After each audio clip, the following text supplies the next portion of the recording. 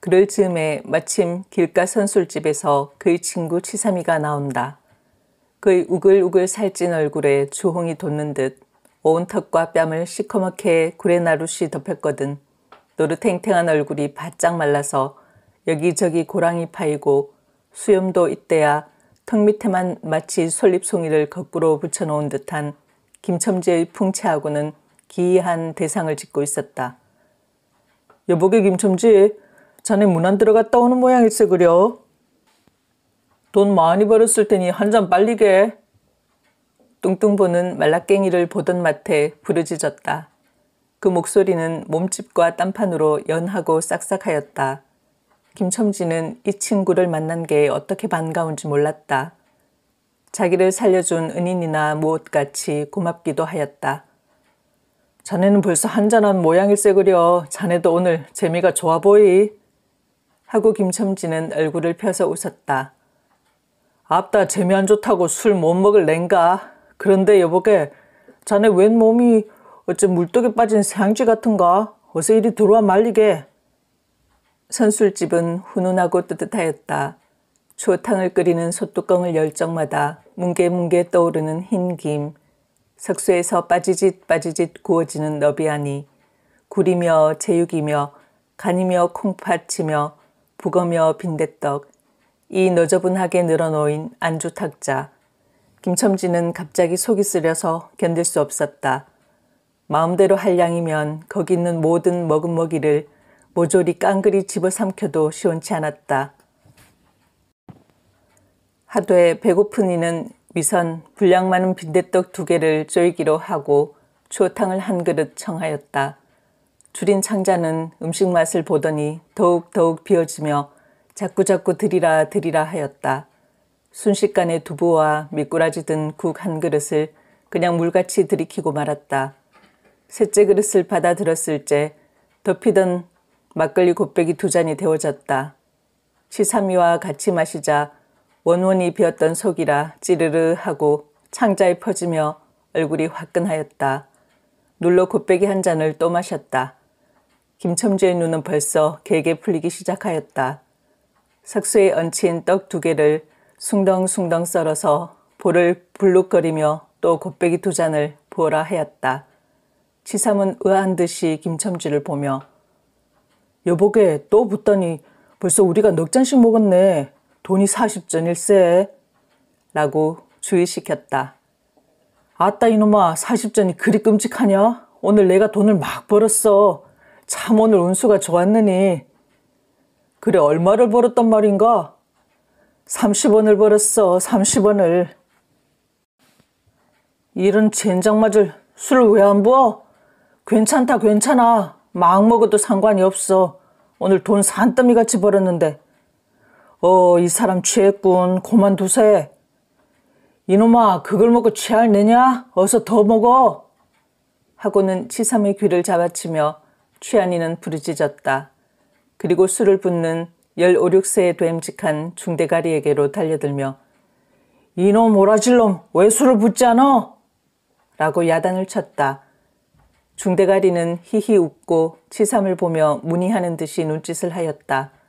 주정꾼이 이 눈치를 알아보고 화를 버럭 내며 내미를 붙을 이 오라질 놈들 같으니 이놈 내가 돈이 없을 줄 알고? 하자마자 허리춤을 훔칫훔칫 하더니 1원짜리 한 장을 꺼내어 중대가리 앞에 펄쩍 집어던졌다. 그 사품에 몇 푼 은전이 잘그랑하며 떨어진다. 여보게 돈 떨어졌네. 왜 돈을 막 끼웠나? 이런 말을 하며 치삼은 일변 돈을 줍는다. 김첨지는 취한 중에도 돈의 거처를 살피려는 듯이 눈을 크게 떠서 땅을 내려보다가 불시에 제 하는 짓이 너무 더럽다는 듯이 고개를 소스라치자 더욱 성을 내며 봐라 봐 이 더러운 놈들아. 내가 돈이 없나. 다리 뼈다구로 꺾어놓을 놈들 같으니.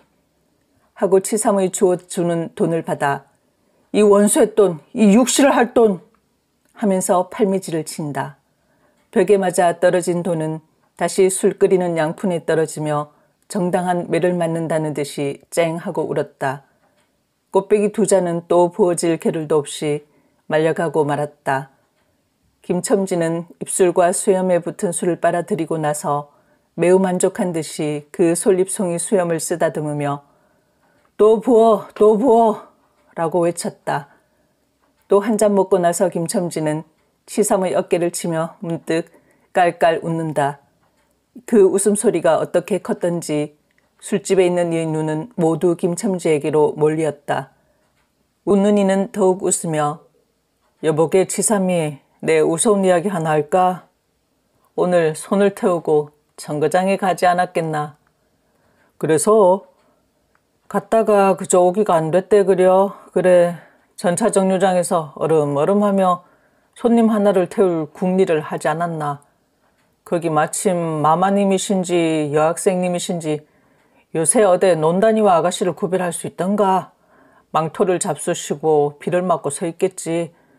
슬근슬근 가까이 가서 인력거 타시랍시오 하고 손가방을 받으려니까 내 손을 탁 뿌리치고 빽 돌아서더만 왜 남을 이렇게 귀찮게 굴어? 그 소리야말로 꾀꼬리 소리지. 허허.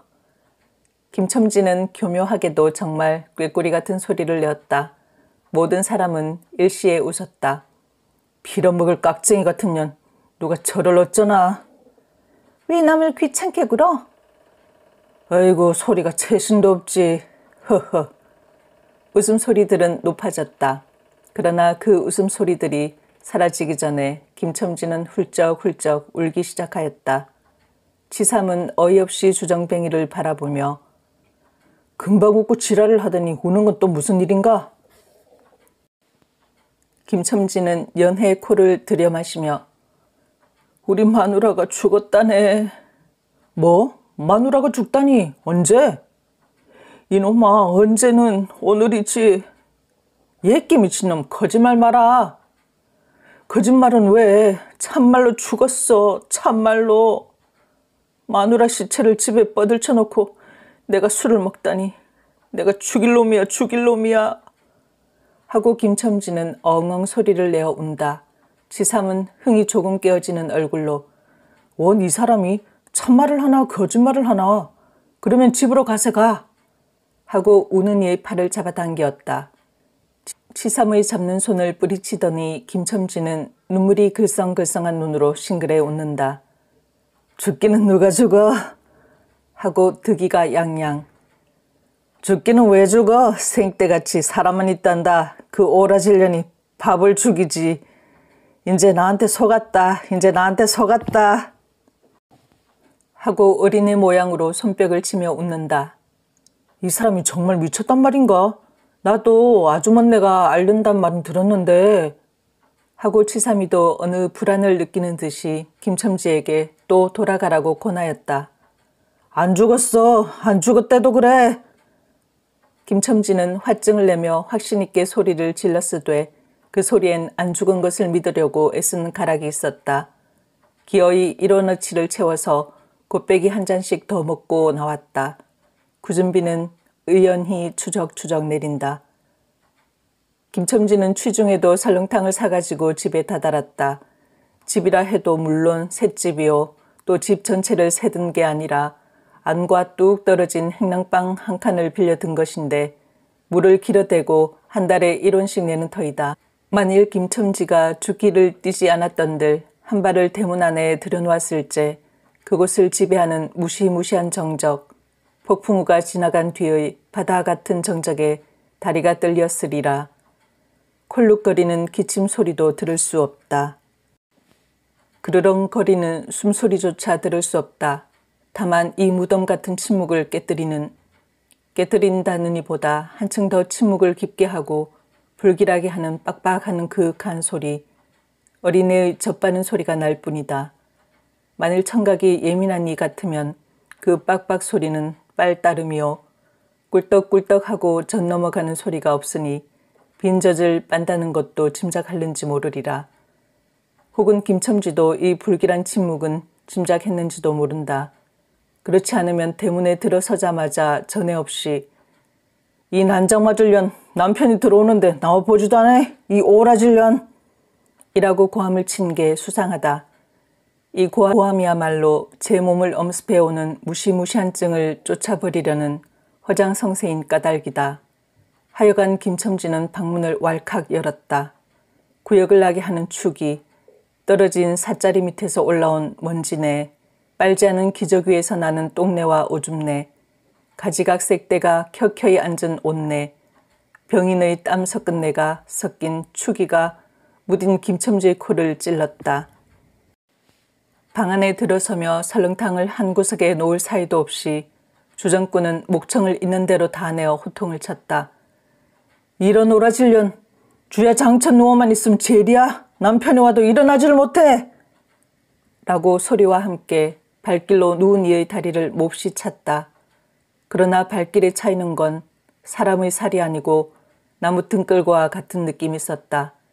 이때의 빡빡 소리가 응아 소리로 변하였다. 개똥이가 물었던 젖을 빼어놓고 운다. 운데도 온 얼굴을 찡그려 붙여서 운다는 표정을 할 뿐이다. 응아 소리도 입에서 나는 것이 아니고 마치 뱃속에서 나는 듯하였다. 울다가 목도 잠겼고 또 울 기운조차 시진한 것 같다. 발로 차도 그 보람이 없는 걸 보자 남편은 아내의 머리맡으로 달려들어 그야말로 까치집 같은 환자의 머리를 꺼들어 흔들며 이년아, 말을 해, 말을. 입이 붙었어? 이 오라실년. 응, 이것 봐. 아무 말이 없네. 이년아, 죽었단 말이냐? 왜 말이 없어? 응, 또 대답이 없네. 정말 죽었나 봐. 이러다가 누운 이의 흰 창이 검은 창을 덮은 위로 짙은 눈을 알아보자마자 이 눈깔 왜 나를 바라보지 못하고 천장만 보느냐, 응? 하는 말 끝엔 목이 메이었다. 그러자 산 사람의 눈에서 떨어진 닭의 똥 같은 눈물이 죽은 이의 뻣뻣한 얼굴을 어룽어룽 적신다. 문득 김첨지는 미친 듯이 제 얼굴을 죽은 이의 얼굴에 한 대 비비대며 중얼거렸다.